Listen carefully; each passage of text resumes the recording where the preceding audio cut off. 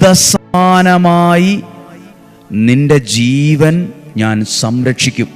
ഞാൻ നിന്നെ സംരക്ഷിക്കും. നിന്റെ ജീവൻ സംരക്ഷിക്കപ്പെടും, നിന്റെ കുടുംബം സംരക്ഷിക്കപ്പെടും, നിന്റെ മക്കൾ സംരക്ഷിക്കപ്പെടും, നിന്റെ ആരോഗ്യം സംരക്ഷിക്കപ്പെടും. ഹല്ലേലൂയ. ഇതിനെല്ലാം ഒരു കാരണമുണ്ട്. എന്തെന്നാൽ അതാണ് അതിൻ്റെ കാരണം, നീ എന്നിൽ ആശ്രയിച്ചു. ആ ഒരൊറ്റ കാരണം കൊണ്ട് വന്ന അനുഗ്രഹം എത്ര എണ്ണമാണെന്ന് എണ്ണിക്കോ.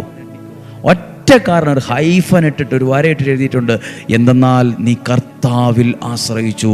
ദൈവത്തിൽ ആശ്രയിക്കുന്ന പ്രിയപ്പെട്ടവരായ നിങ്ങളോട്, ദൈവവചനത്തിൽ ആശ്രയിക്കുന്ന നിങ്ങളോട് ഉള്ളിൻ്റെ ഉള്ളിൽ നിന്ന്, ഈ വചനത്തിൽ നിന്ന് പറയാം, നീ നിശ്ചയമായും നീ അനുഗ്രഹിക്കപ്പെടും. നീ വാളിനിരയാവുകയില്ല. നിന്റെ ജീവൻ യുദ്ധസമാനമായ വിധത്തിൽ സംരക്ഷിക്കപ്പെടും. ഒറ്റ റീസണേ ഉള്ളൂ ഇത്രയും വലിയ അനുഗ്രഹം നിന്നെ തേടി വരാൻ. ഒറ്റ കാരണമുള്ളൂ, നീ ദൈവത്തിൽ ആശ്രയിച്ചു. ദൈവത്തിൽ ആശ്രയിക്കുന്നതിന് ഇത്രയും വലിയ അനുഗ്രഹമുണ്ടോ?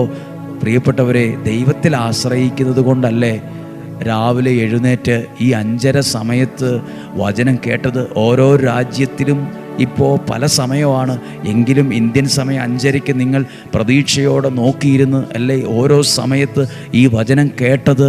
എന്തുകൊണ്ടാണ്? ദൈവത്തിൽ നിങ്ങൾ ആശ്രയിക്കുന്നത് കൊണ്ടാണ്.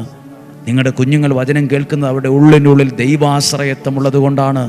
ദൈവദൂതന്മാർ കൺചിമ്മാതെ ആയുധങ്ങളേന്തിയ വാളുമായി എനിക്ക് സംരക്ഷണം തരുമെന്ന് വിശ്വസിച്ചേ. എൻ്റെ വീടിന് ചുറ്റും, എൻ്റെ കുടുംബത്തിന് ചുറ്റും, എൻ്റെ തലമുറയ്ക്ക് ചുറ്റും, ആരോഗ്യത്തിന് ചുറ്റും നീ സംരക്ഷിക്കപ്പെടും. നിൻ്റെ വീട് അനുഗ്രഹിക്കപ്പെടും. ആ വാളും അതിൻ്റെ മൂർച്ചയും അതിൻ്റെ തിളക്കവും അത് പിടിച്ചിരിക്കുന്ന ആളുടെ ശക്തിയൊന്നും കണ്ട് നീ പേടിക്കണ്ട. ആ വാള് നിൻ്റെ നേരെ ഉയർന്നാലും നിൻ്റെ ജീവനെ അത് ഇരയാക്കുകയില്ല, നിൻ്റെ ജീവനെ തൊടുകയില്ല.